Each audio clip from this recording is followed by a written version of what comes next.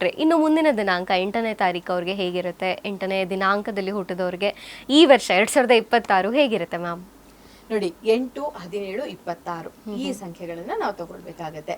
8 ಅಂತ ಹೇಳಿದ್ರೆ ಇದು ಶನಿಯ ಸಂಖ್ಯೆ. ಶನಿ ಮತ್ತೆ ಸೂರ್ಯ ಕರ್ಮಕಾರಕ ಶನಿಯ ಬರ್ತ್ ಡೇಟ್ ನಿಮ್ದು, ಹಾಗೇನೆ ತಂದೆ ಸೂರ್ಯನ ಒಂದು ಬರ್ತ್ ಡೇಟ್. ಇಲ್ಲಿ ಕ್ಲಾಶಸ್ ಖಂಡಿತ ಇದ್ದೇ ಇರುತ್ತೆ. ಶನಿ ಸೂರ್ಯನಿಗೆ ಹೇಗೆ ನಾವು ಕ್ಲಾಶಸ್ ನ ಹೇಳ್ತೀವೋ ಅದೇ ರೀತಿ ಕ್ಲಾಶಸ್ ನ ನಾವಿಲ್ಲಿ ಅನುಭವಿಸ್ಬೇಕಾಗತ್ತೆ. ನಿಮ್ಮ ಒಳಗೆ ಕ್ಲಾಶಸ್, ಹೊರಗೆ ಕ್ಲಾಶಸ್ ಇರ್ಲಿ, ನಿಮ್ಮೊಳಗೆ ಕ್ಲಾಶಸ್ ಆಗ್ತಾ ಇದ್ರೆ, ನಿಮ್ಮ ಮನ್ಸಲ್ಲೇ ಕ್ಲಾಶಸ್ ಆಗ್ತಾ ಇದ್ರೆ ಹೇಗೆ? ಸೊ ಪೇಶನ್ಸ್ ಇಂದ ತುಂಬಾ ಒಳ್ಳೆ ರೀತಿಯಲ್ಲಿ ನೀವು ಈ ವರ್ಷವನ್ನ ಸಾಫ್ಟ್ ಆಗಿ ನಿಮ್ಮ ಮನಸ್ಥಿತಿಯನ್ನ ಹದವಾಗಿ ಇಟ್ಕೊಂಡು ತಗೊಂಡು ಹೋಗ್ಬೇಕಾಗತ್ತೆ. ನಿಮ್ಮ ಕೆಲಸವನ್ನ ನೀವು ಸರಿಯಾಗಿ ಮಾಡಿದ್ರು ಕೂಡ ಆ ಶನಿ ಒಂದು ಸಪೋರ್ಟ್ ನಿಮ್ಗೆ ಸಿಗ್ತಾ ಹೋಗುತ್ತೆ. ಇನ್ನು ಅವರ ಆರೋಗ್ಯದ ವಿಚಾರಕ್ಕೆ ಬಂದ್ರೆ ಹೇಗಿರುತ್ತೆ 8ನೇ ತಾರೀಕು ಅವರಿಗೆ? 8ನೇ ತಾರೀಕು ಹುಟ್ಟಿದವ್ರಿಗೆ ಸ್ವಲ್ಪ ಬೋನ್ ರಿಲೇಟೆಡ್ ಪ್ರಾಬ್ಲಮ್ ಬರೋದಕ್ಕೆ ಅವಕಾಶ ಇರುತ್ತೆ, ಜಾಯಿಂಟ್ ಪೈನ್ ಬರೋದಕ್ಕೆ ಅವಕಾಶ ಇರುತ್ತೆ, ಹಾಗೇನೆ ಡೆಂಟಲ್ ಇಶ್ಯೂಸ್, ಹಲ್ಲಿಗೆ ಸಂಬಂಧಿಸಿದಂತಹ ತೊಂದರೆಗಳು ಕೂಡ ಬರೋದಕ್ಕೆ ಅವಕಾಶ ಇರುತ್ತೆ. ಸೊ ಹಾಗಾಗಿ 8ನೇ ತಾರೀಕು ಹುಟ್ಟಿದವರು ತುಂಬಾ ಜಾಗರೂಕತೆಯಿಂದ ಅವರ ಆರೋಗ್ಯವನ್ನ ಕಾಪಾಡ್ಕೊಳ್ಬೇಕಾಗುತ್ತೆ. ಸೊ ಇನ್ನು 8ನೇ ತಾರೀಕು ಅವರ ಹೆಲ್ತ್ ವಿಚಾರಗಳನ್ನ ನೀವು ತಿಳಿಸ್ಕೊಟ್ರಿ. ವೆಲ್ತ್ ಬರೋದಾದ್ರೆ ಅವರ ಜಾಬ್ ಹೇಗಿರುತ್ತೆ, ಕರಿಯರ್ ಅಲ್ಲಿ ಏನಾದ್ರು ಗ್ರೋತ್ ಸಿಗುತ್ತಾ, ಹೇಗಿರುತ್ತೆ ಅಂತ? ಹೌದು, ಇಲ್ಲಿ 8ನೇ ತಾರೀಕು ಹುಟ್ಟಿದವ್ರಿಗೆ ಹೆಚ್ಚು ಶ್ರಮದಿಂದ ಲಾಭ ಅಂತ. ಶ್ರಮ ತುಂಬಾ ಜಾಸ್ತಿ ಇರುತ್ತೆ, ಅದರಿಂದ ಬರುವಂತಹ ಪ್ರಾಫಿಟ್ ನಿಧಾನ ಬರುತ್ತೆ. ಪ್ರಾಫಿಟ್ ಬರಲ್ಲ ಅಂತ ಹೇಳ್ತಾ ಇಲ್ಲ, ಕಡಿಮೆ ಪ್ರಾಫಿಟ್ ಬರಬಹುದು, ಬಟ್ ನಿಧಾನವಾಗಿ ಬರುತ್ತೆ.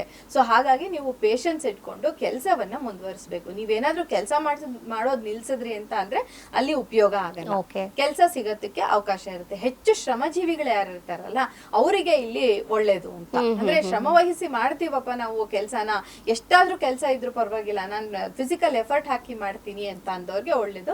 ಮತ್ತೆ ಟೆಕ್ನಾಲಜಿ ಫೀಲ್ಡ್ ಅಲ್ಲಿ ಇರೋರಿಗೆ ಕೂಡ ಇದು ಒಳ್ಳೇದು. ಬಟ್ ಏನೇ ಆಗ್ಲಿ ಎಫರ್ಟ್ ಜಾಸ್ತಿ, ಇನ್ಕಮ್ ಕಡಿಮೆ ಅನ್ನುವಂತ ಪರಿಸ್ಥಿತಿಯನ್ನ ಇವರು ಎದುರಿಸಬೇಕಾಗತ್ತೆ ಅಂತ.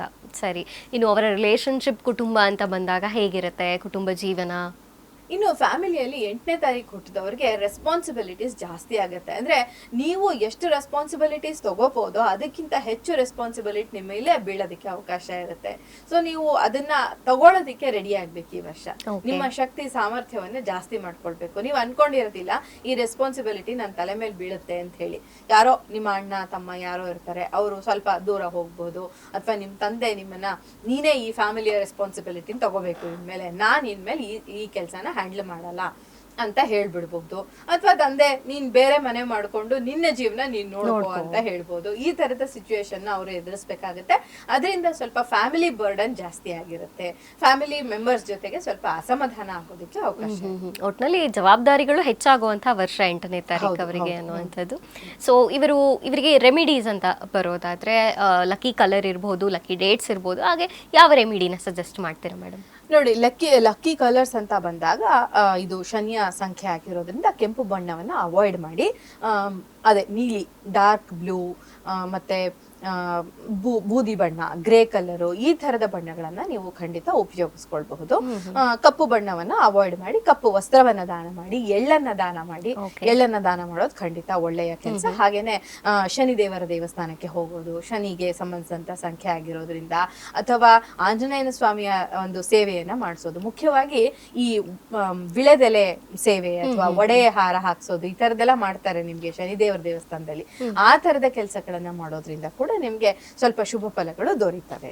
ಸೊ 8